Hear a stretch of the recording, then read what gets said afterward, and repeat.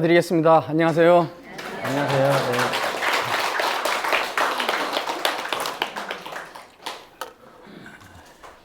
오늘은 이제 추수편이죠. 제 강의의 특징은 진도가 매우 느리다는 거예요. 저희가 사실은 한 30회 정도 기획하고 있는데 이러다가 한 60회는 해야 될 것 같은데 하는 대로 하죠 뭐. 예. 오늘은 추수편입니다. 앞에서 내가 잠깐 이야기했지만 저는 이제 장자를 읽을 때 우원편부터 읽어요. 우원편부터 읽는 이유는 우리가 이야기를 이해해야 되고 또 이야기하는 사람이 되어야 된다. 그런 의미에서 우원편을 읽고, 그 다음에 이야기하는 사람과 이야기하지 않는 사람, 이야기하는 사람과 논변하는 사람 사이에 어떤 크기가 달라요. 내가 영어를 내 마음대로 그냥 막 쓰니까 여러분들이 우호적으로 그것을 받아들이려고 노력을 해야 될 거예요. 그러니까 이렇게 이야기하는 사람은 논변이나 그냥 이 말을 따지기 좋아하는 사람보다는 크기가 크고 굵은 사람이에요. 이걸 우리는 보통 함량이라고 그래요. 함량. 그런데 이런 것에 대해서 비슷한 말들은 함량이라고도 하고, 동양에서는 덕이라고도 해요. 덕. 예를 들어서 우리가 이 항우하고 유방도 그렇고, 항우하고 유방 사이에는 누가 더 덕이 크다고 그랬어요? 유방이 더 덕이 크다고 그랬죠. 유비하고 조조 사이에는 누가 더 덕이 크다고 그랬어요? 조조. 나는 누구를 닮았어요?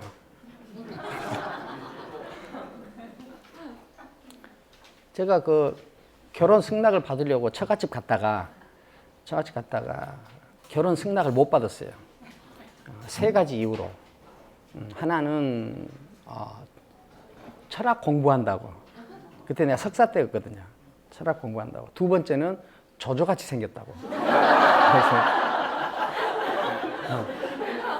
그래, 조조같이 생겼다는 그 말을 듣고 결혼 안 해도 나한테 일정 부분 소득이 있다. 왜냐면 나는 조조를 좋아했거든요.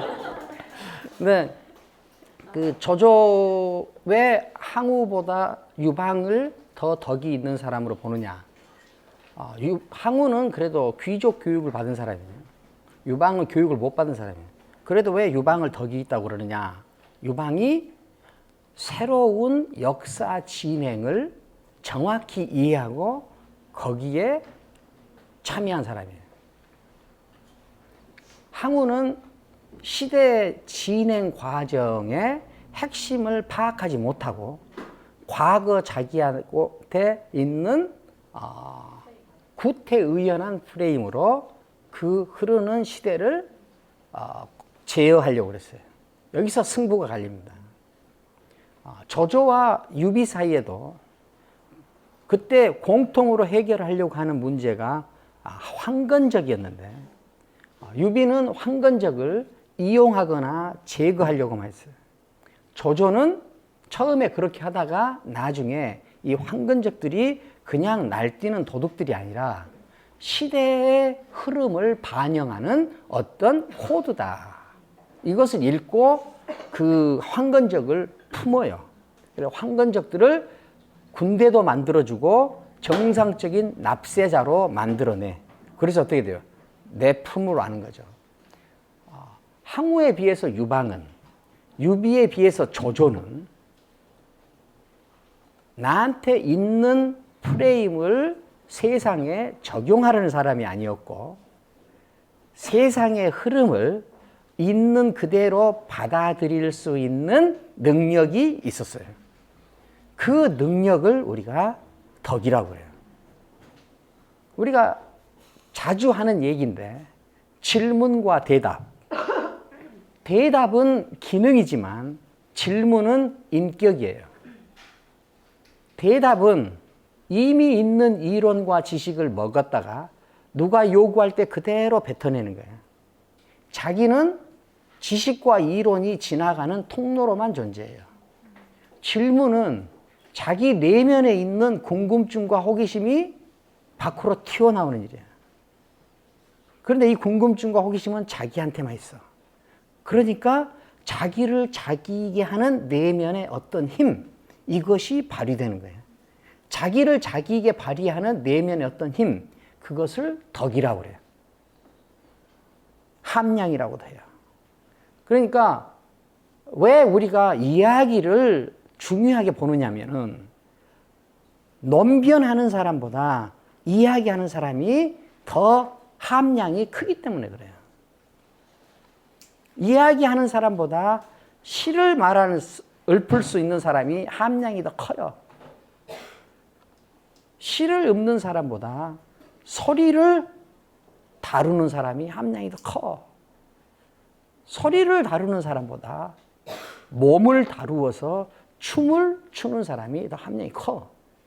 이것이 그 덕의 크기고 함량의 크기고 시선의 높이의 차이예요. 그러니까 우리가 그것을 이해하기 위해서 우원을 먼저 봤다.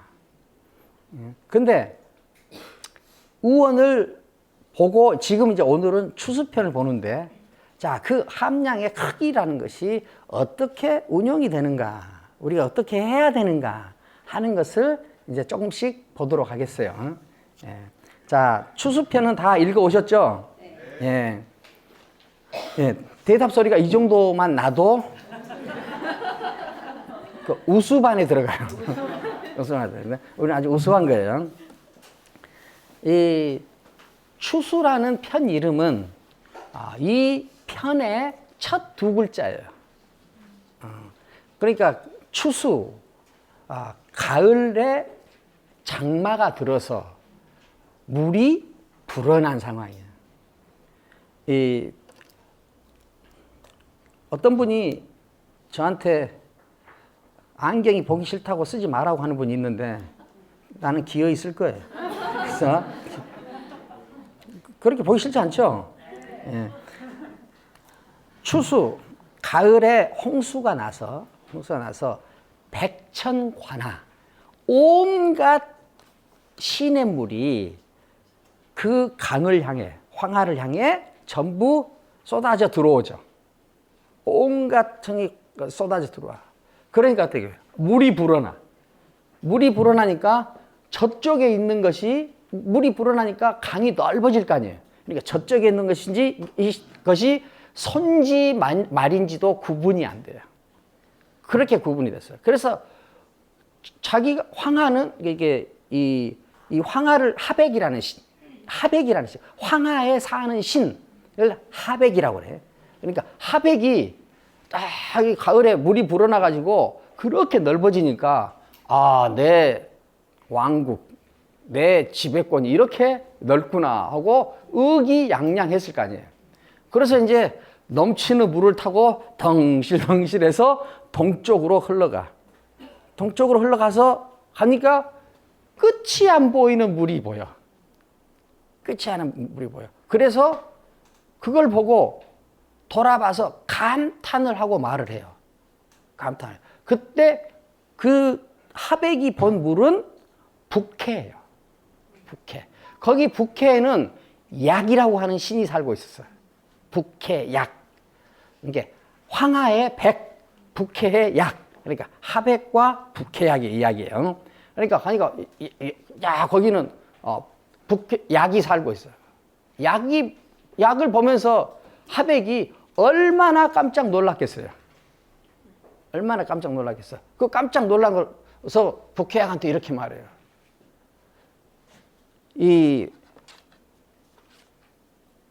보통 도를 듣는데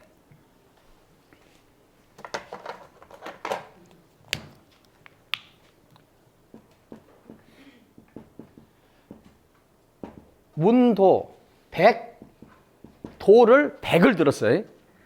그러니까 진리, 이론을 100가지 이론을 알았다는 거예요. 문도 100, 이위,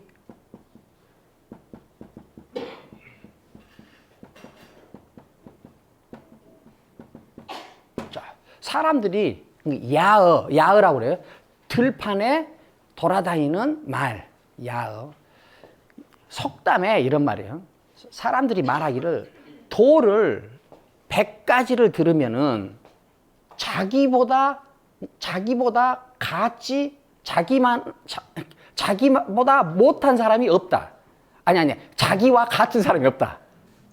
자기와 같은 사람이 없다. 그러니까 도를 한 100 정도의 도를 들으면은 100 정도의 도를 들으면 사람들이 다 도에 대해서, 진리에 대해서 나보다 더 나은 사람이 없으려니 하고 보통 사는데, 나도 그랬다. 그런데 당신을 보니까 깜짝 놀랐다. 당신을 보고 깜짝 놀랐다. 그래서 하백이 탄이라는 용어죠. 감탄이라고 그러죠.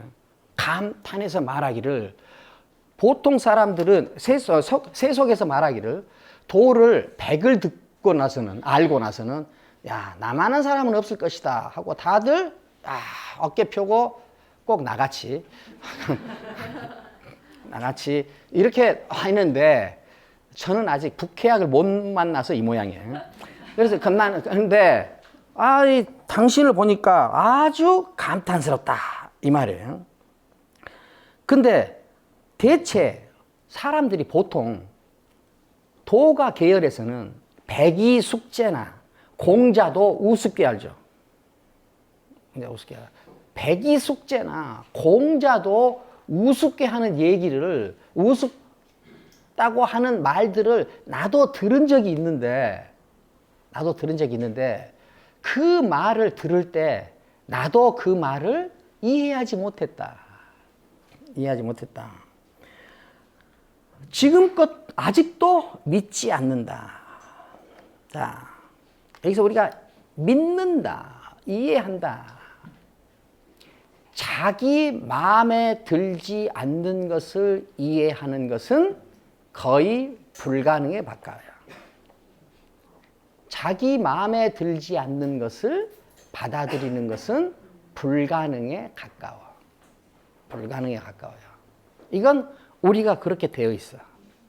우리가 무엇을 받아들이는 것 같아도 그것의 근본을 따져보면 사실은 내 마음에 들기 때문에 수용하는 것일 가능성이 크다.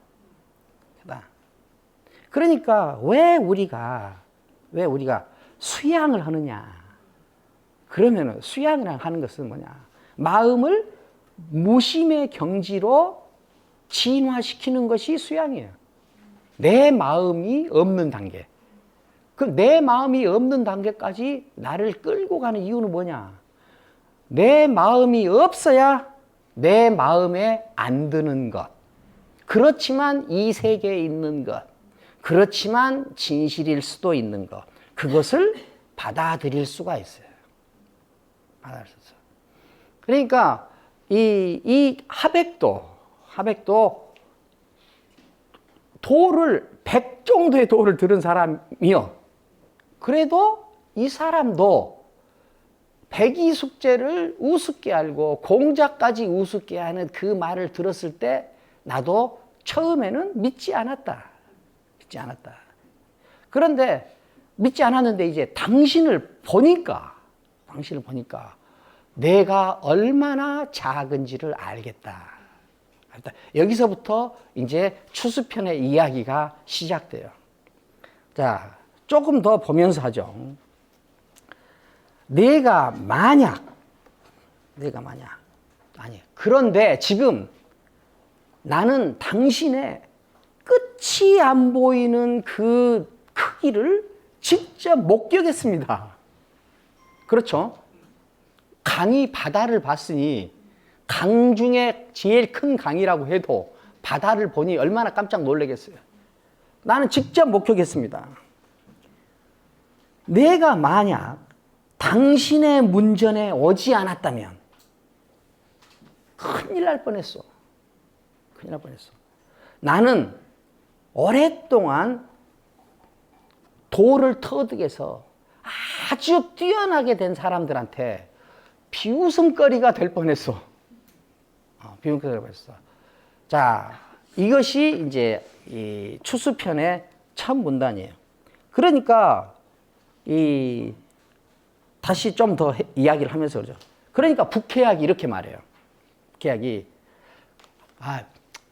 별 말씀을 다 하시오. 별 말씀을 다 하시오. 나도 별것 아니요. 이렇게 말하면은 얼마나 부드럽겠습니까? 얼마나 부드럽겠습니까? 그런데 프로의 세계는 그렇지가 않아요. 프로의 세계는 서로 할 말을 주고받는 세계예요. 그래서 북해약도 나 같으면 별 말씀을 다 하십니다. 나도 별것 없습니다. 별것 없습니다 하고 그냥 집에 가서 막 이렇게 그냥 조용히 쉬면 될 텐데 꼭 북해약도 그러지 않았으면 될 말을 또 해요. 자, 프로들은 원래 이래요. 자, 북해약 이렇게 말합니다. 우물안 개구리는 바다에 대해서 말할 수 없습니다. 말할 수 없습니다. 이렇게까지 대화를 할 필요는 없잖아요. 근데 우물안 개구리는 바다에 대해서 말을 못합니다. 그건 왜 그러냐? 그 사람이 공간에 갇혀 있기 때문입니다. 여름 한철 사는 벌레는 가을을 말할 수 없습니다. 그건 시간에 갇혀 있기 때문입니다. 시간에 갇혀 있기 때문입니다. 곡사는 이렇게 좁은 범위에서 명성을 얻은 선비. 곡사라고 그래요. 곡사. 그냥 무슨 당신은 곡사요. 나는 그러면 아주 안 돼요. 저한테 제발 그러지 말아주십사 하는 말이에요. 예. 그러니까 곡사가 제한된 범위에 있는 지식이나 제한된 범위 안에서 인격 수양이 된 사람, 그런 사람들이 도에 대해서 말할 수 없습니다. 이해를 못합니다. 도에 대해서 이해를 하지 못하는 이유냐? 그 사람은 관념, 이념, 교육된 바에 갇혀있기 때문에 그렇습니다. 그러니까 사람을 가두는, 사람을 딱 제한시키는 것을 이 북해약은 세 개를 들고 있어요. 하나는 어떤 공간에 살았느냐, 어떤 시간을 살았느냐, 어떤 경험을 하고 어떤 교육을 받고 어떤 관념을 갖게 됐느냐, 이것으로 사람들은 제한된다. 하백이 이 말을 못 알아듣겠어요. 참 안 됐어요, 하백이. 그런데 너는 한계를 벗어났다. 한계를 벗어났다.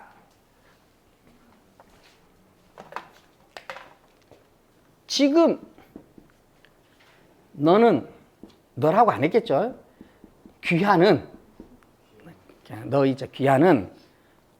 벗어났다. 어디에서?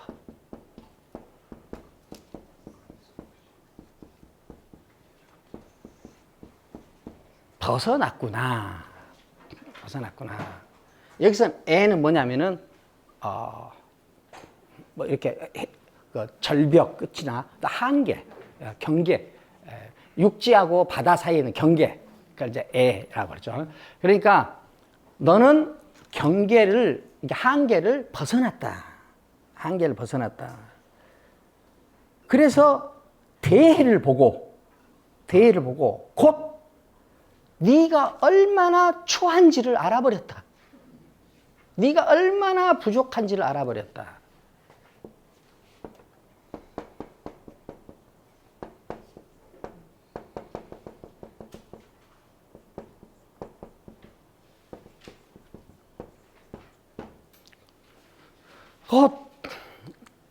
당신이 추함을 알아버렸다.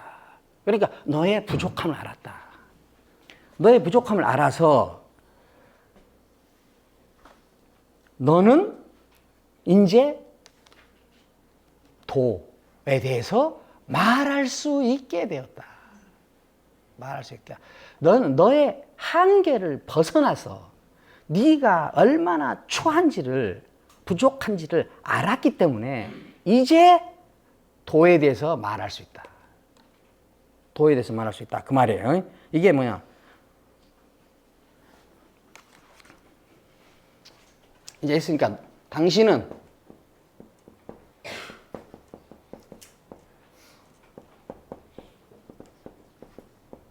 장차 말할 수 있다. 더불어서 네가 그 정도라면은 내가 함께 대리 큰 이치, 위대한 이치를 말해줄 수 있다.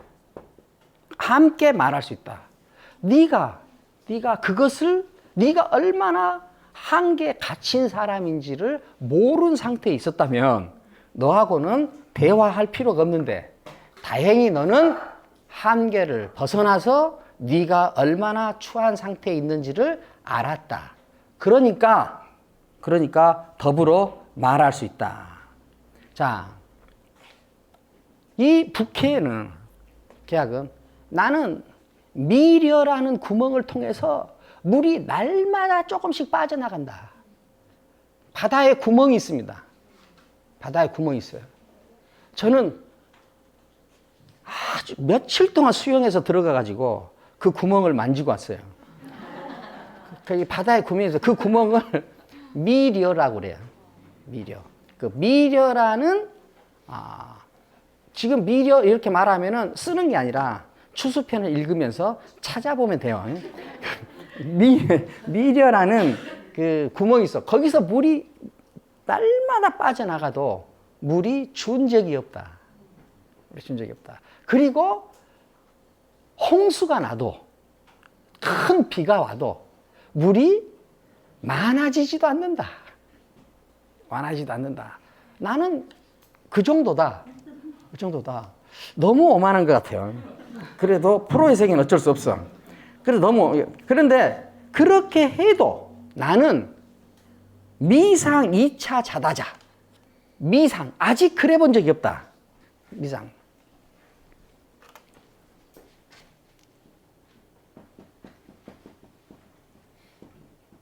미상 2차. 이것을 가지고 물이 빠져나가도 줄지 않고 보다 쏟아 부어도 넘치지 않는 이걸 가지고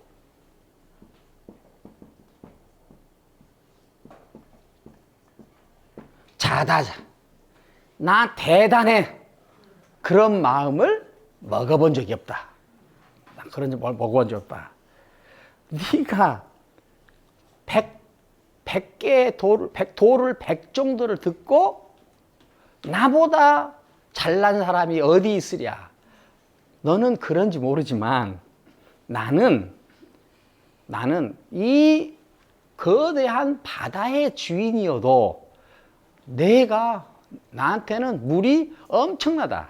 나 대단하다. 이렇게 생각해 본 적이 없다. 생각해 본 적이 있다. 여기서 하백과 북해약 사이에는 큰 차이가 있어요.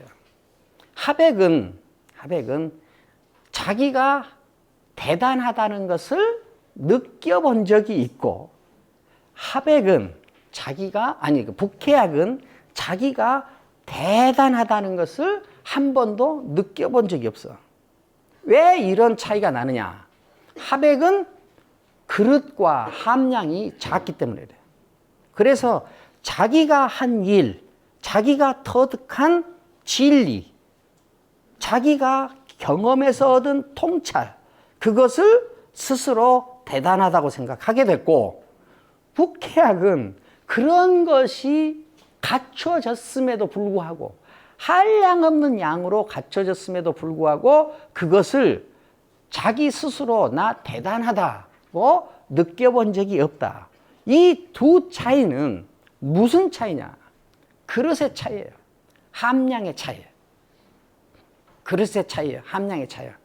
이렇게 보면은 우리는 보통 북해약과 하백을 놓고 하백은 좀 수준이 낮고 북해약은 대단하고 하백은 정속적이고 북해약은 자유롭게 이렇게 봐서 하백을 우습게 보는 경향이 있는데 하백도 북해약에 비하니까 그렇지 하백만 놓고 보면 대단한 물건이에요. 대단한 물건. 그런데 여기서 문제는 뭐냐면은 하백이 북해약을 보고 자기가 부족한 점을 스스로 알았다는 뜻이에요. 이것이 위대한 점이에요. 사람들은 자기보다 더 넓고 큰 것을 보고 거기에 견주어서 자기를 작다고 보는 반성력이 다 갖춰져 있는 것은 아니에요. 그러니까 북해약이 하백한테 네가 네 한계를 벗어나서 네가 얼마나 부족하고 추한 것을 알았으니까 너하고는 더불어서 도를 말할 수 있다. 이렇게 말했거든요. 여기서 북해약이 하백한테 도를 말할 수 있다고 우호적으로 허용한 이유는 북해약의 하백의 크기나 그 다음에 당신이 대단합니다 라는 그런 것 때문이 아니라 하백이 스스로 자기가 추하다, 자기가 부족하다는 것을 알았다는 이 사실이에요. 이것을 우리는 뭐라고 그러냐? 반성력이라고 그래요. 반성력. 그러니까 북해약이 하백을 긍정하게 된 계기는 이 반성력 때문에 그래요. 그런 반성력이 있다면 내가 얘기해 줄게. 우리는 함께 얘기해서 도를 추구하는 길로 함께 나아갈 수 있어. 내가 보니까 당신은 그럴 가능성이 있어. 그럴 가능성이 있어. 왜? 당신한테는 반성력이 있어. 당신한테는 반성력이 있어. 이 반성력이 핵심이에요. 반성력이 있는 지성을 탄성이 있는 지성이라고 그러고 반성력이 없는 지성을 푹 퍼진 지성이라고 할 수 있어요. 푹 퍼진 지성은 있는 것만 가지고 주장을 해. 반성력이 있는 지성은 자기의 한계를 스스로 보는 능력이 있어. 그런데 이 한계는 진리가 필연적으로 제공하는 어떤 한계가 있다기보다도 시대가 변하기 때문에 그 진리의 적용력이 달라지는 거예요.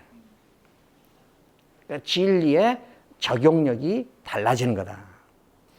그렇기 때문에 한계는 원론적으로 얘기하면 한계는 수시로 제기된다. 또 수시로 제기돼야 된다.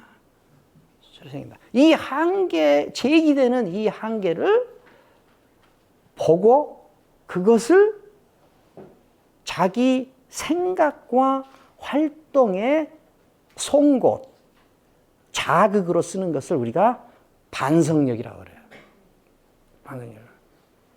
그러니까 이게 어떤 수학 문제처럼 어느 정도의 지식에는 어느 정도의 한계가 있고 어느 정도의 지식에는 어느 정도의 한계가 있고 이 문제가 아니라 한계는 수시로 제기된다. 한계는 수시로 제기된다. 왜?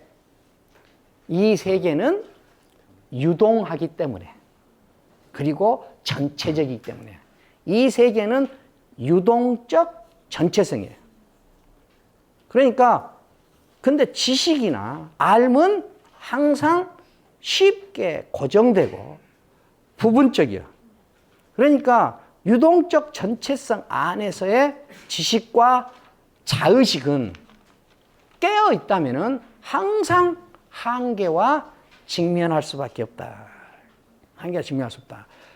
이 한계, 직면하는 이 태도를 가지고 뭐라고 그러냐. 그것을 반성력이라고 한다. 그것을 반성력이라고 그래. 그런데 한계에 직면하는, 한계를 대면하는 능력이 준비되지 않고 또 그런 것을 한계를 대면할 때 그 한계를 직접 자기의 송곳으로 쓸 정도로 내 함량이 준비되지 않으면서, 즉 일정한 범위의 깨달음과 지식으로 일정한 범위 안에서 칭송을 듣고 사람들로부터 인정을 받고 존경을 받는 사람, 이 사람을 논어에서는 향원이라고 그럽니다.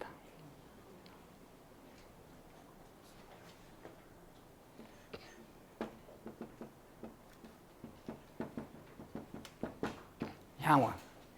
동네 원님이란 뜻이에요. 향원. 그러니까 일정한 범위 안에서,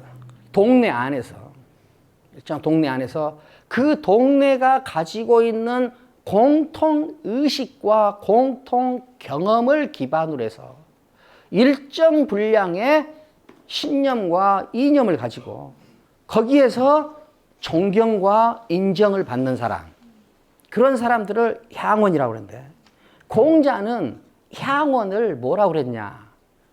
덕지적야.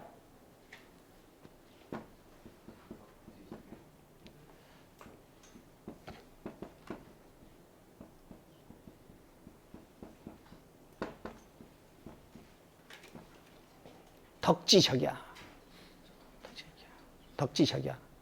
즉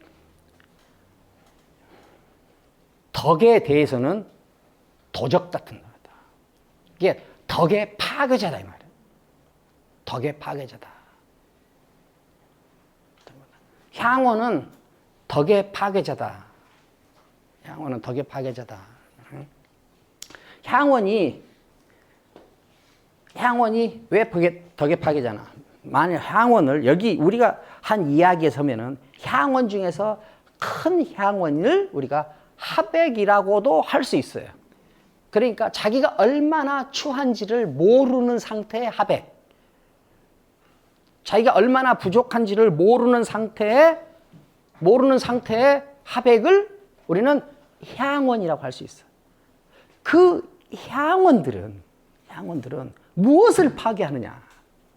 덕을 파괴한다. 덕을 파괴한다. 자, 덕이라는 것이 핵심이야, 덕. 이것이 함량을 파괴한다. 이런 뜻이다. 함량을 파괴한다. 그리고 뭐야? 너를 너이게 하는 그 근본적인 힘, 너를 너이게 하는 근본적인 동력을 찾지 못하게 한다. 향원을 대단한 사람으로 보면은, 즉 하백을 대단한 사람으로 보면은 자기는 하백 이상이 갈 수가 없어요. 하백 이상 할 수 없어. 또 스스로 하백이, 이건 깨닫기 전에 하백이에요. 하백이 이 향원이 스스로 존경을 받는 것에 만족하고 좋아하면 밑에 있는 사람들을 더 한계를 돌파해서 나아가게 하는 것이 아니라 그 안에 꽉 붙잡아 두는 꼴을 하게 돼요. 그러니까 동네에는 동네 향원이 있고 자기 안에는 자기 안의 향원도 있을 수 있어요. 자기 향원도 있을 수 있어요. 그러면은 이 향원은 함량이 큰 사람이에요, 작은 사람이에요? 작은 사람이에요. 함량이 작아. 범위가 좁아. 깊이가 얇아. 그런데 그런 사람들끼리 모여 사는 동네에서 인정을 받고 존경을 받아. 그런 구조로 되어 있는 한 그 동네와 그 사람은 자기 한계를 볼 수가 없고, 자기 한계를 볼 수 없는 한 이 사람은 이 다음을 나아갈 수 있는 동력을 가질 수가 없다. 가져갈 수 없다. 덕은 힘입니다. 힘. 덕의 힘 중에서 가장 중요한 힘은 뭐냐? 지금 있는 나를 벗어나서 다른 곳으로 나를 끌고 가는 힘이에요. 이것이 여기 있는 나를 다른 곳으로 끌고 가는 이 힘을 우리가 질문하는 힘이라고도 하고, 욕망이라고도 하고, 의지라고도 하고, 배짱이라고도 하고, 혹은 그릿이라고도 하고, 겉스라고도 하고 하는 거예요. 이것이 덕에 가까운 거예요. 이것들이 덕에 가까운 거예요. 그러니까 향원들이 사는 동네에서는 향원을 포함해서 사람들이 한계를 넘어서는 덕을 발휘하기가 매우 어렵다. 그러니까 뭐라고?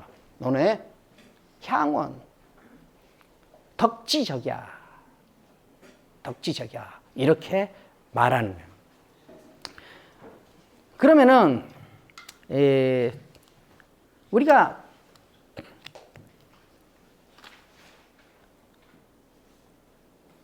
보통 한계 중에서 인간의 의식과 삶을 규제하는 가장 강력하고 진리와 선의 옷을 입은 어떤 한계들, 그것들 중에 대표적인 것이 정치적 신념과 윤리적 신념과 도덕적 신념이에요. 이게 가장 강력한 거예요. 가장 강력한 거예요. 그러니까 우리가 이 정치적 신념과 도덕적 신념과 윤리적 신념으로부터 윤리적 신념을 자세히 들여다보고 거기서부터 이탈하려면은 자기가 가지고 있는 그 신념에 관련된 지식을 계속 섭취하는 것으로는 더 강화될 뿐이에요. 사람을 키우는 것 중에 더 잘 키우게 하는 것은 뭐냐? 과학이에요. 과학이에요. 과학을 알아야 돼. 과학을 알아야 돼. 장자는 어떻게 해서 이런 정치적 견해와 이런 윤리적 관점과 이런 도덕적 견해, 도덕과 정리와 정치에 대해서 어떻게 이런 통찰을 말할 수 있었는가? 그건 장자는 가치보다는 사실, value보다는 팩트에 집중할 수 있는 능력을 가졌기 때문이에요. 장자는 가치에서 벗어나 사실의 세계로 나아가자고 하는 사람이에요. 그 사실의 세계로 나아갈 때 너의 내면이 가지고 있는 어떤 능동적인 동력, 그것이 덕이다. 그것이 덕이다. 우리가 무심, 무아 이런 것들은 다 윤리적이고 정치적이고 도덕적 관념으로부터 이탈한 상태예요. 이탈한 상태. 그래서 뭐예요? 그런 정치적이고 도덕적이고 윤리적인 관념으로부터 벗어나서 드러나는 그 자아, 그것을 우리가 무아라고 해요. 무아라고 하는데, 무아라고 하는 말은 뭐가 같냐? 진아하고 같은 말이야. 무아는 진아, 참된 나.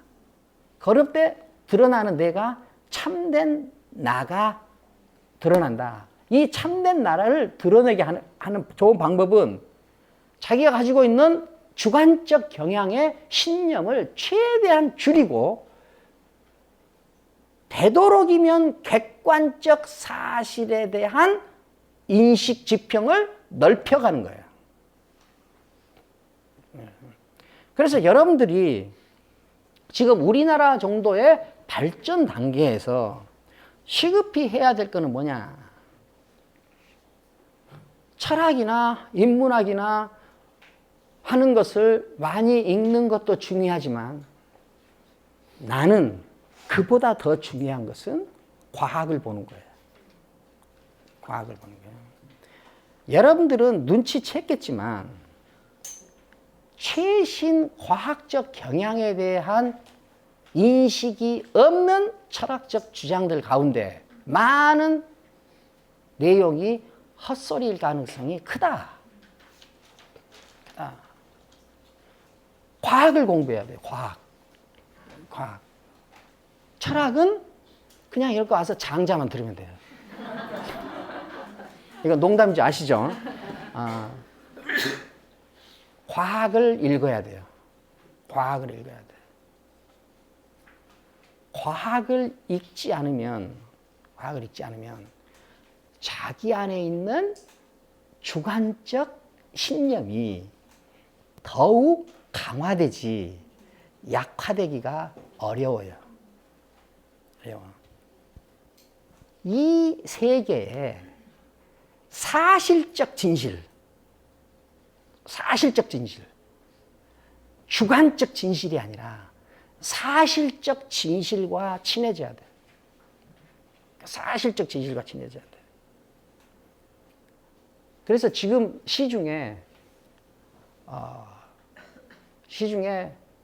뭐 12발자국이랄지 떨림과 울림이랄지 하는 좋은 책들이 많아요.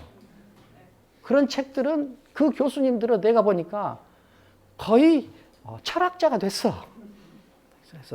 그러니까 과학적 인식이 성숙돼서 도달한 철학적 관점이 그것이 대단한 거예요. 그런 것이 없이 가진 철학적 주장들은 혹여 헛소리이거나 경직된 주장들일 가능성이 크다. 그러니까 여러분들도 과학책을 열심히 읽으시기 바랍니다. 열심히 읽으시기 바랍니다. 늙으면 왜 시간이 빨리 가는지, 늙으면 시간이 왜 빨리 가는지, 골프 칠 때 벙커를 걱정하면 왜 꼭 벙커에 들어가는지 다 과학적으로 해명돼 있어요. 다 과학적으로 해명돼 있어. 그것을 여러분들이 읽으시기 바랍니다. 자, 그러면 우리가 이 덕의 문제, 또 함량의 문제 하는 것을 봤죠. 근데 이 세상은 정확성이 도움이 되기도 하지만 함량의 크기가 도움이 되는 경우가 더 많아요. 사람이 커야 돼. 내면이 커야 돼.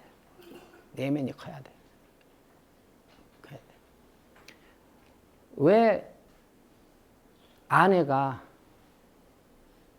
반찬이 좀 소홀하면 화가 나는가? 왜 그러냐면 아내의 반찬이 부여하는 의미만큼의 크기이기 때문에 그래요. 자기가 그 크기이기 때문에. 운전하고 가다가 누가 급히 끼어들어. 그러면은 화가 머리끝까지 나가지고 왜 팡팡팡팡 내가 울려요. 그건 뭐냐? 그 상황이 자기 전체예요. 그렇기 때문에 자기를 무시하는 것 같아. 자기 존엄을 허물어뜨린 것 같아. 그러니까 못 참고 빵빵빵 되는 거예요. 그거 엑셀레이터에서 발만 똑 띄워주면 되는 일이에요. 그래도 못 참겠어. 끝까지 쫓아가야 돼.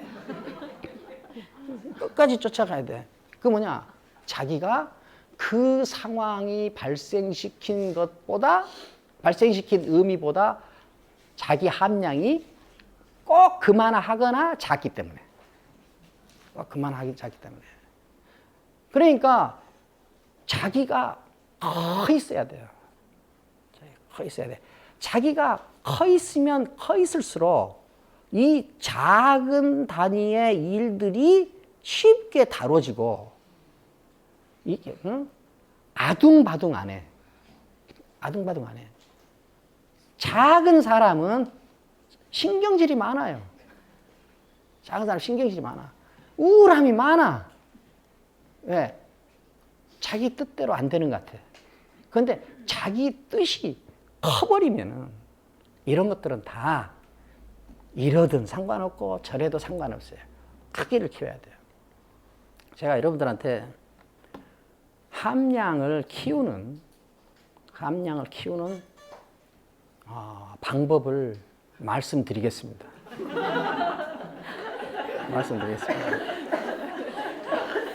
이거는 어느 책에도 나온 것도 아니고 어느 책에 나오는 것도 아니고 그냥 내가 그냥 하는 말이니까 전혀 적지 마세요. 다른 사람들이 보고 웃을 수가 있어요. 근데 우리는 이미 친해졌으니까 뭐 이 정도는 웃지 않을 수 있죠. 함량을 키우는 방법이 여러 개가 있는데 지금 제가 여러분들하고 친해진 정도만큼만 말씀드릴게요.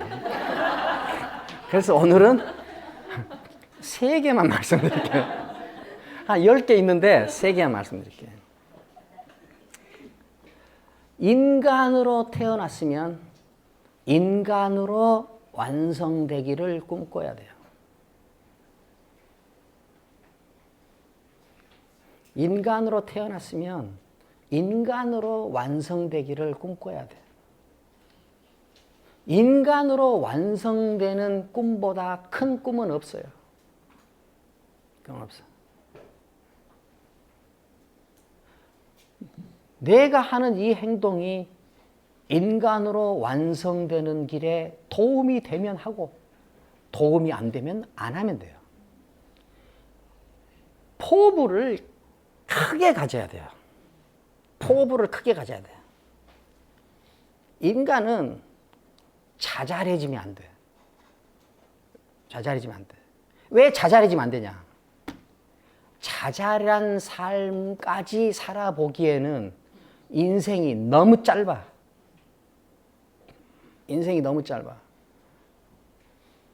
그러니까 뜻과 포부를 크게 가져야 돼. 인간으로 태어났으면은 인간으로 완성되다 가겠다. 인간으로 완성되겠다. 이 정도 포부를 가져야 돼. 이 정도 포부를 가져. 이 정도 포부를 가져야 돼요. 그 다음에 하나는 좋은 습관을 가져야 돼요. 좋은 습관. 좋은 습관을 갖지 않고 인간으로 완성되는 일은 있을 수가 없어요. 좋은 습관을 가져야 돼요. 이 좋은 습관을 선가에서는 규율이라고 돼요. 규율. 무라카미 하루키는 루틴이라고 그래요. 루틴. 자기만의 루틴을 가져야 돼. 루틴을 가져야 돼. 글 쓰는 것이 취미인 사람은 하루에 취미가 아니라 꿈인 사람은 전쟁이 나도 원고지 2장은 꼭 쓰고 자야 된다. 원고지 10장은 꼭 쓰고 자야 된다. 하는 이 루틴을 가져야 돼. 자고 일어나면은 이부자리는 꼭 정리한다. 이 자기 루틴, 수양의 규율로 스스로 정한 것이라면 평생 지켜야 돼요. 평생 지킬 한 가지를 정해야 돼, 스스로. 평생 지킬 정해야 돼. 제 루틴이 제 헤어스타일입니다. 자, 엄청나게 큰 포부를 가져야 돼요. 이 엄청나게 큰 포부를 가지면은 눈을 뜨는 것부터 달라져요. 이렇게 땡그랗게 안 떠. 이렇게 떠.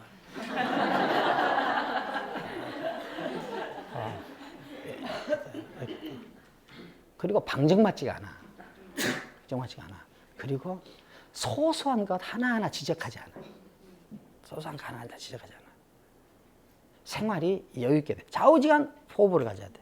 그런데 이 포부를 완성하려면은 좋은 습관을 가져야 돼. 좋은 습관.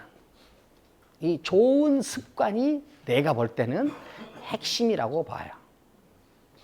그 다음에 세 번째는 뭐냐? 엄청나게 강한 지식욕을 가져야 돼. 엄청나게 강한 지식욕을 가져야 돼. 엄청나게 강한 지식욕을 가져야 돼. 일단 아는 것이 많아야 돼요. 아는 것이 많아야 돼. 우리가 도가 철학 이렇게 공부하면은 지식을 무시하는 사람들이 있어. 지식을 무시하는 사람이 있어. 노자는 주나라 왕립 도서관 관장이었어요. 국립도서관 관장이었어. 그래서 이 사람, 노자는 뭘 하는 사람이었느냐? 직책이 사관이었어요. 사관은 뭘 하는 사람이냐? 여러분들 라이온 킹 보셨어요? 라이온 킹의 그 심바 옆에 아니야 그 심바죠? 심바 그 누구죠? 주인공이? 심바 맞죠? 왜 꼭 아닌 것 같은 표정을 찍어서 헷갈렸잖아요. 그 심바를 찾으러 가고 심바 옆에 약간 원숭이가 생겨가지고 이렇게 하늘에 있는 쫙 구름을 받아가지고 심바가 살아있다고. 그게 누구죠? 대화가 안 되네. 그것이 라키피예요. 라피킨가. 라키핀가 그렇죠. 라피킨가. 그런 역할을 하던 사람이에요. 노자는. 그러니까 왕이 전쟁을 해야 된다. 그러면 사관이 전쟁을 하십시오, 하지 마십시오 하고 간언을 하는 사람이에요. 그럼 전쟁을 해야 된다, 안 해야 된다. 그것을 판단하려면은 엄청난 지식이 있어야 되죠. 그 엄청난 지식이 뭐냐? 첫 번째가 자연에 관한 지식. 왜냐면 별자리 이런 걸 전부 봐야 되니까. 자연에 관한 지식. 그 다음에 하나가 역사에 관한 지식. 그 다음에 하나가 여론에 관한 지식. 이 세 가지가 완벽해야 사관을 할 수 있는데 그 사관 중에 우두머리가 노자였어요. 지식이 엄청나게 많은 사람이에요. 장자는 우리가 앞에서 이야기했지만 왕이 재상으로 모셔갈 정도로 지식이 많은 사람이에요. 지식이 많은 사람이에요. 성철 스님이 책 읽지 마라 그러셨어요. 그래서 책을 진짜 안 읽어버려야 되겠다. 이렇게 생각하면은 바보예요. 성철 스님은 내가 알기로는 2만여 권 이상을 읽으신 분이라고 들었어요. 그러면 성철 스님이 왜 읽지 말라겠어요? 당신만 훌륭하려고 그런 거예요. 그러니까 당신만 훌륭하려는 거예요. 거기에 속으면 안 돼요. 속으면 안 돼. 성철 스님이 책 읽지 마라 그러셨으면은 성철 스님이 말씀하시기 전 나이에 책을 읽으면 안 되겠구나 하는 생각이 들 정도로 책을 많이 읽어야 돼요. 많이 읽어야 돼요. 지식이 많아야 돼요. 지식이 많아야 돼요. 그러니까 지식이 없이 성숙할 수가 없어. 지식이 없으면은 성숙한 척 할 수 있고 자기가 한 번 가진 확신을 평생 끌고 가려고 그래. 그런데 이 세계는 변해요, 안 변해요? 변해요. 이 세계는 유동적 전체성이에요. 그런데 자기 확신은 변하지 않고 부분적이야. 깊이 생각해야 될 부분입니다. 자, 여러분들이 함량을 키우시고 싶으신 분은 지금부터라도 포부를 크게 가지세요. 혹여 내 말이 끝나자마자 이 나이에 하는 생각이 드셨거나, 아이고, 나는 좀 너무 늦어버렸어. 이 생각이 한 번이라도 드셨다면 그것은 여름 벌레가 가을을 말할 수 없는 것과 같이 시간 관념에 갇혀 있기 때문에 그래요. 시간 관념에 갇혀 있기 때문에 그래요. 저는 내가 뭘 해보려고 하는데 내가 돈이 조금만 더 있으면 인문학이 확산되는데 어떤 역할을 하고 싶은데 이렇게 말하는 사람은 평생 안 해요. 평생 안 해.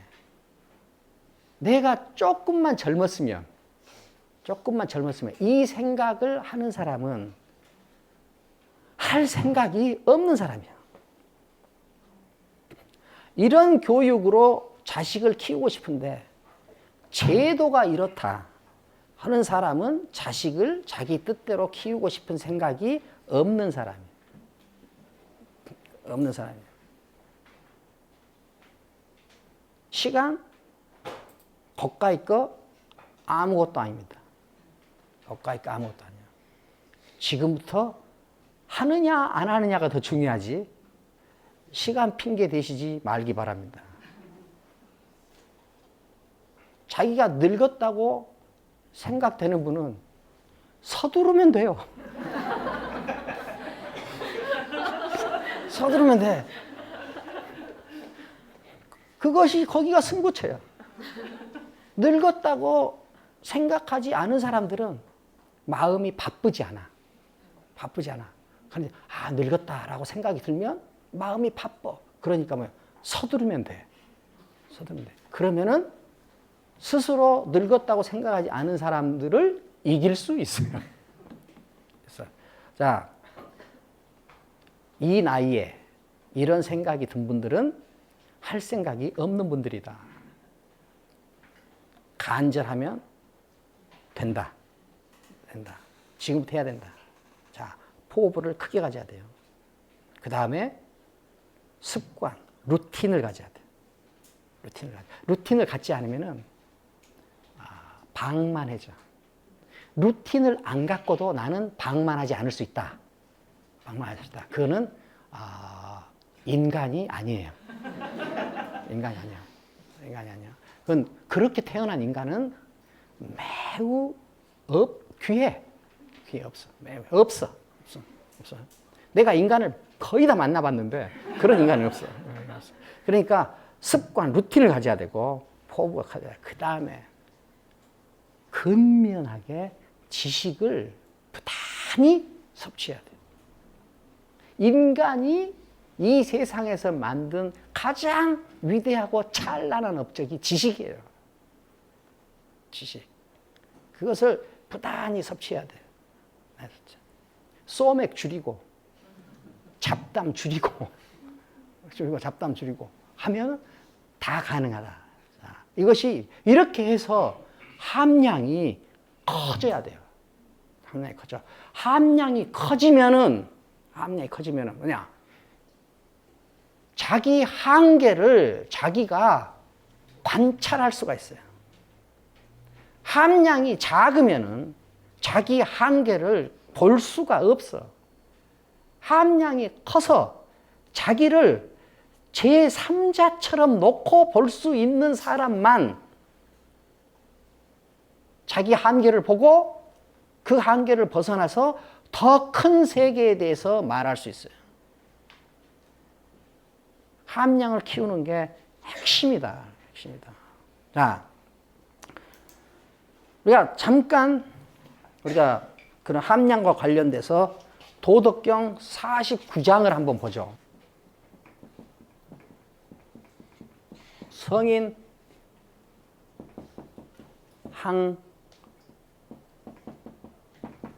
무심. 이 백성심 위심.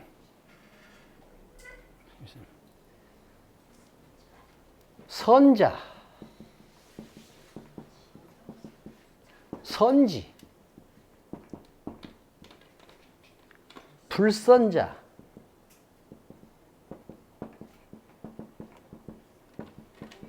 역, 선지, 덕, 선, 신자, 신지,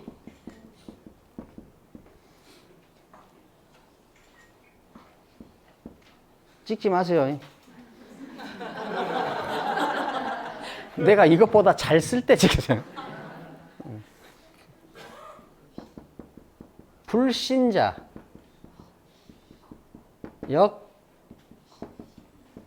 신지, 덕,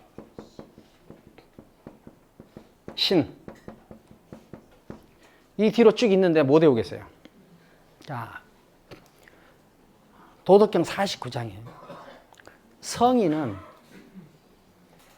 항상 무심하다. 무심하다. 자기 마음이 없다. 정해진 마음이 없다. 이런 뜻이에요. 정해진 마음이 없다. 정해진 마음이 없으면 세계를 보여지는 대로 본다는 말이에요. 봐야 하는 대로 본다는 말이에요. 보여지는 대로 본다는 말이죠. 백성의 마음을 자기 마음으로 간주한다. 백성의 마음을 간주한다. 백성은 세상 속에 있어요? 이론 속에 있어요? 세상 속에 있죠. 세계를 보지 내 마음을 거기에 적용시키지 않는다. 그런 뜻이에요. 내 마음을 거기에 적용시키지 않는다.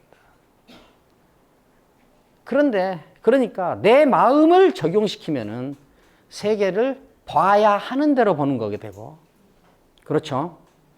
세상의 흐름에 더 비중을 둬서 보면 우리가 뭐예요? 그것은 보여지는 대로 보는 거죠. 그러니까 이걸 다르게 표현하면은 성인은 봐야 하는 대로 보는 것이 아니라 보여지는 대로 본다. 보여지는 대로 본다. 그런 태도를 가진 사람은 어떻겠냐? 선자, 선지. 선한 사람에게 선하게 대하고, 선하지 않은 사람에게 또 역시 선하게 대한다. 선한 사람을 선하게 대할 뿐만 아니라 선하지 않은 사람한테도 선하게 대한다. 그러면은 윤리적 이득이나 정치적 이득이나 그 다음에 현실적인 금전적 이득뿐만이 아니라 설령 그런 것들이 없더라 하더라도 너의 덕이 선을 완수한다. 너의 덕이 선해진다. 네 덕이 선해진다. 왜 우리가 내가 볼 때 선하지 않은 사람한테도 선하게 대하는가? 선하게 대하는가? 그것은 뭐예요? 그렇게 함으로써 내가 선한 사람이 되기 때문에 그래요. 내가 선해지기 때문에. 다시 말하면 내가 탁월해지기 때문에. 저는 우리 둘째 놈이 너무 이뻐요. 어렸을 때 너무 이뻐. 너무 이뻐가지고 아주 이뻐 죽겠어. 그런데 어느 날 유치원 갔다 오는데 내가 내 퇴근 시간을 내가 보다 좀 빨리 왔어요. 그랬더니 내 둘째 놈이 지가 가야 될 도장은 안 가고 문방구 앞에서 막 이러고 있는 거예요.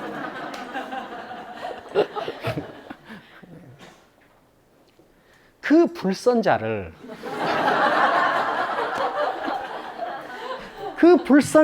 내가 불선하게 대해서 내 뒤통수라도 한번 이렇게 했다.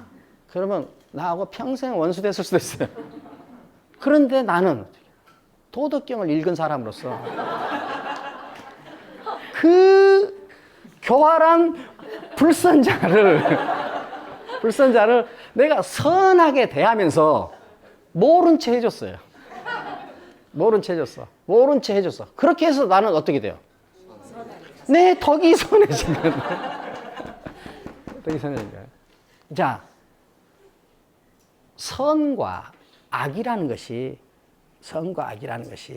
객관적 사실이 아니라 주관적 신념이다. 그러니까 세상이 선한 사람과 악한 사람의 싸움이면 간단해.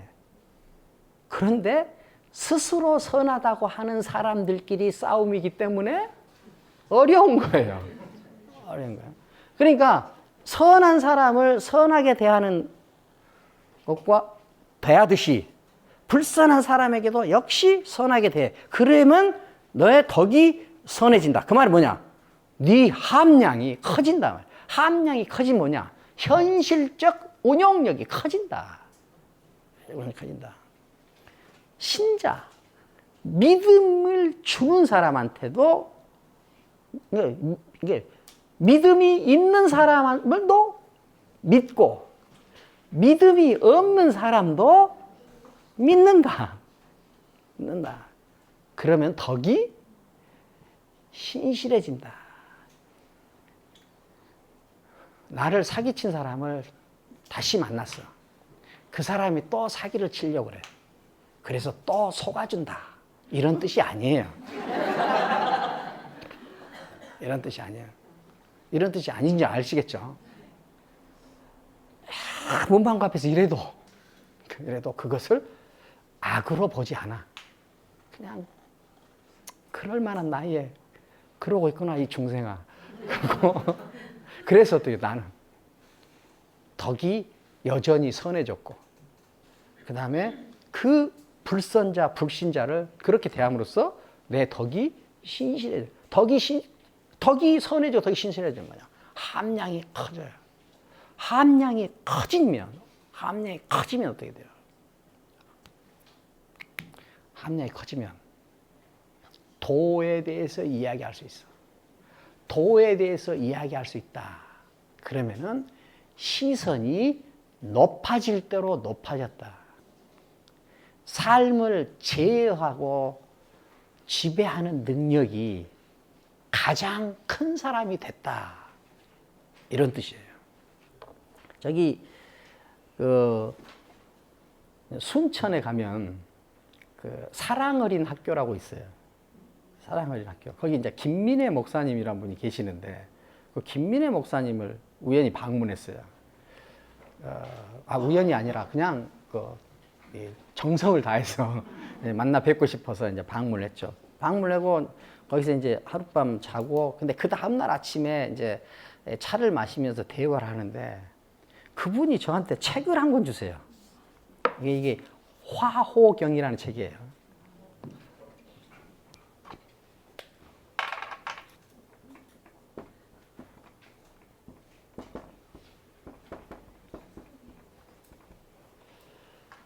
예, 화호경이라고 책인데 이 화호경은 아주 논쟁이 많은 책이에요. 위작이라는 말도 있고 한참 후에 만들어요. 그런데 이제 분명한 것은 불교와 도교 사이에 이 세력 투쟁이 심할 때 나온 책이에요. 여기서 화는 교화시킨다 이 말이고, 호는 오랑캐란 말이죠. 오랑캐도 지칭하는 대상은 불교예요. 그러니까 노자가 함곡간을 넘어서 어디로 갔는지 행적을 모르거든요. 그때 인도로 가가지고 부처를 교화시켰다, 가르쳤다, 보도하고 스스로 부처가 되었다라는 설도 있어요. 그러니까 그런 이제 이 중국은 제가 가끔 이야기하는데 중국의 긴 역사 속에서 두 번의 축복이 있어. 한 번은 불교가 들어온 거, 한 번은 막스 레니즘이 들어온 거. 저는 이걸 두 번의 축복이라고 봐요. 다른 말로 하면은 한 번은 종교가 들어온 거, 한 번은 철학이 들어온 거. 철학은 과학과 함께 들어왔어요. 그러니까 이걸 중국에 있는 두 번의 축복이라고 생각을 해. 근데 그때 이제 불교가 들어왔어요. 근데 중국의 이론은 그때까지만 해도 현상적이어 가지고 이론의 친밀성이나 범위, 두께가 그렇게 그렇지는 않았어요. 근데 불교는 거의 완벽한 이론으로 들어오거든요. 그래서 불교하고, 근데 중국의 자생적으로 생긴 철학으로는 동진 시기에 이미 한계에 도달해. 그래가지고 이제 사회가 분열된단 말이에요. 그러니까 그 말은 뭐냐면은 새로 전개되는 사회 경제적 조건을 다룰 철학이 준비되지 않았다는 뜻이죠. 그 틈을 뚫고 불교가 들어와요. 그런데 여기서 이제 큰 문제가 생겨. 중국 철학은 눈에 보이는 것이 진실이라고 결론을 내린 철학이에요. 동지시기에. 눈에 보이는 것이 진실이다. 그런데 불교는 눈에 보이는 것은 가짜다. 눈에 보이고 만져지는 것이 진실이다라고 하는 사유방식과 눈에 보이고 만져지는 것은 다 가짜다. 불교에서는 이것을 환이라고 그러죠. 환. 가유라고도 그러고. 그러니까 이 철학적으로 완전히 대립되는 철학이에요. 이 대립성을 극복하지 못하고 한 몇십 년 동안 중국 전통관념으로 불교를 해석해요. 엉터리 해석이죠. 그것을 격의 불교 시대라고 그래요. 그리고 나중에 이제 구마라집이라는 사람이 들어와 가지고 완벽한 중국어를 구사하면서 제자 둘을 만들어내. 승조와 도생. 이 사람들이 이제 불교의 원래 의미대로 해석하는 능력이 있었어요. 그때부터 이제 불교가 중국에 들어와요. 그런데 이건 뭐냐면 불교의 이론적인 수준을 얘기하는 거예요. 근데 중국의 이론적인 수준과 내용이 너무 달라. 그러니까 어떻게 되냐? 둘이 싸우는 거예요. 중국 사상과 불교와 싸워. 그 싸움이 어디까지 가느냐? 이 송대까지 가요. 그래가지고 송대에서 이제 중국적 사유가, 즉 도교가 불교를 쭉 소화해버려, 잡아먹어버려. 그래가지고 이제 중현학이라는 중국적 새로운, 이게 불교를 완전히 소화해서 중국적으로 만든 이론이 만들어져요. 그 기간 동안에 이제 불교하고 도교는 그 전까지 엄청나게 싸울 거 아니에요. 엄청나게 싸울 때 이제 도교 입장에서 불교 되게 잘난 거 없어. 우리 노자님이 가서 다 가르쳐 준 거야. 노자님이 다 가르쳐 준 거야. 라고 주장을 하면서 쓴 책이 화호경이에요. 화호경이에요. 그게 이게 서진식에 나온 책이에요. 근데 우리나라에는 번역이 안 됐는데 이거를 미국 사람이 한 번역을 이현주 목사님께서 이것을 번역을 해 놓으셨더라고요. 자, 이현주 목사님께서 번역했는데 그 두 번째 장에 이런 게 있어요. 이것도 아주 그 인연이에요. 그날 아침에 김민혜 목사님하고 같이 대화를 하다가 이 책을 받아가지고 딱 몇 장을 읽어보는데 거기에 오늘 해야 될 내용이 여기 들어있는 거예요. 거기에 뭐냐면은 8쪽이 이렇게 됐어요. 이제 앞에 이제 이렇게 이야기하고 첫 번째 수련은 분별하지 않는 덕을 수련하는 것. 자, 이 다음이 이제 두 줄이 중요해요. 돌봄 받을 자격이 있는 이들을 돌보고 그럴 자격이 없는 이들을 돌보는 것이다. 돌봐야 할 자격이 있는 사람도 돌보고 돌봐줄 자격이 없는 사람들도 돌봐준다. 돌봐준다.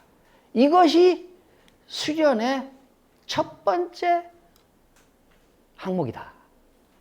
첫 번째 항목이다. 자, 이것이 왜 수련의 첫 번째 항목인지를 여러분들 아시겠죠? 선자, 선지, 불선자, 역선지. 그렇게 하면 되겠어요. 수련의 결과로 우리가 받을 수 있는 선물. 그게 뭐냐? 덕. 이 덕이 선해지기 때문에. 왜 믿음을 주는 사람도 믿고 믿음을 주지 않는 사람도 우리가 믿음의 태도로 대해야 되느냐? 그것은 내 덕이, 즉 그런 행위를 통해서 아주 높은 수준의 선물, 덕이 신실해지는 것을 가질 수 있기 때문에, 신실한 덕을 가질 수 있기 때문에. 그러면은 그러지 못하게 하는 것이 뭐냐? 그것이 분별심. 분별심. 그 분별심은 누가 줬느냐? 우주가 줬느냐? 내가 만들었느냐? 내가 만든 거예요. 내가 만든 거. 그러면 내가 만들 때 누가 도움을 줬느냐? 대개는 향원이 도움을 줘요. 그리고 그 향원과 그 분별된 신념과 선한 덕목을 나누면서 스스로 나는 대단하다, 이런 생각을 갖게 된다. 그러기 때문에 공자도 향원이 덕의 적이다, 덕의 적이다, 이렇게 이야기하는 것이다. 이렇게 하시다. 자, 덕이 실현이 되면, 덕이 커지면 우리가 일상생활에서 어떻게 되느냐? 큰 함량으로 된 부자는, 이걸 내가 써놓고 왜 내가 이렇게 읽는지 모르겠는데, 큰 함량으로 된 부자는 부유하다고 해서 남을 부리지 않고, 가난한 이도 가난하다고 해서 하늘을 원망하지 않는다.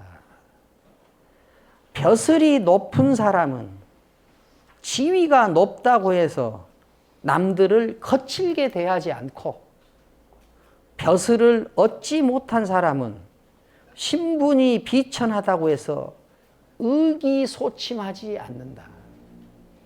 의기소침한다.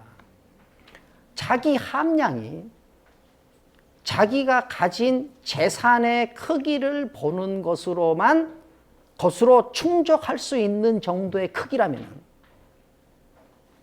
나는 왜 이렇게 가난할까? 나는 왜 이렇게 가난할까? 하는 것이 자기를 판단하거나 세계를 판단하는 기준이 될 수 있어요. 우리는 보통 가난을 이야기할 때, 가난한 사람을 이야기할 때 안빈락도를 이야기합니다. 안빈락도. 그래서 안빈락도가 뭐예요? 가난해서 어디 저 시골로 들어가서 그냥 물건도 호미도 아무데나 놓고 모아놓고, 눕고 싶으면 눕고, 자고 싶으면 자고, 먹고 싶을 때 먹고 하는 삶을 안빈락도라고 보통 생각하죠. 눕고 싶을 때 누우면, 눕고 싶을 때 누우면 덜 인간이에요. 눕고 싶을 때 눕고 싶더라도 참고 앉아서 책을 보고 일을 하는 게 인간이에요. 마음 가는 대로 한다 하는 거하고, 함부로 한다, 나태하게 한다, 게으르게 한다 하는 거하고는 전혀 다른 경우예요. 안빈락도를 말할 때 보통 안빈만 보고 락도는 보지 않아요. 안빈락도는 차라리 마음 편하게 가난하게 살겠다, 그것이 안빈락도예요. 마음 편하게 가난하게 살겠다, 마음 편하는 게 최고다. 그 뭐야, 그냥 함부로 사는 거예요. 그냥 함부로 사는 거예요. 인간적인 삶을 살지 않겠다 그런 뜻이에요. 인간적인 삶이라는 것은 기본적으로 지적이에요. 감각과 본능을 극복하는 삶이 인간적인 삶이에요. 안빈이라는 건 뭐냐? 안빈 낙도에서 초점은 낙도에 있어요. 낙도에서. 가난함에도 불구하고 가난 속에서도 의기소침하거나 당당함을 잃거나 하는 행위를 하지 않고 여전히 도의 높이를 지향하는 삶을 산다 그 말이에요. 가난해도 기품을 잃지 않는다. 가난해도 기품을 잃지 않는다. 왜? 나는 도를 추구하느라 돈 벌 시간이 없었을 뿐이니까. 그런 것입니까? 그러니까 안빈 낙도는 고도의 인간적인 능력이에요. 인간적인 능력이야. 그냥 때 되면 동네 사람 불러서 울타리도 없는데 담장에서 그냥 삼겹살 구워 먹으면서 그 자리에서 막 누워 자고 그다음 아침에 일어나서 오늘 일 못하면 내일 하지 뭐. 이거는 그냥 함부로 사는 거지 안빈 낙도가 아니다. 안빈 낙도에서 방점은 낙도에 있다. 안빈도 안도. 가난 속에서도 당당함을 잃지 않는다. 가난 속에서도 의기소침해지지 않는다. 가난 속에서도 의기소침해지지 않고 당당하려면은 덕의 수련이 되어 있어야 가능하다. 똑같이 부자들이 돈 가지고 있다고 해서 그것을 어떻게든지 소유만 하려고 그러고 부자로 살고 있는 자기가 만족스러워서 하면은 사람은 크기가 그것밖에 안 되기 때문에 그래요. 그렇게 되면 어떻게 돼요?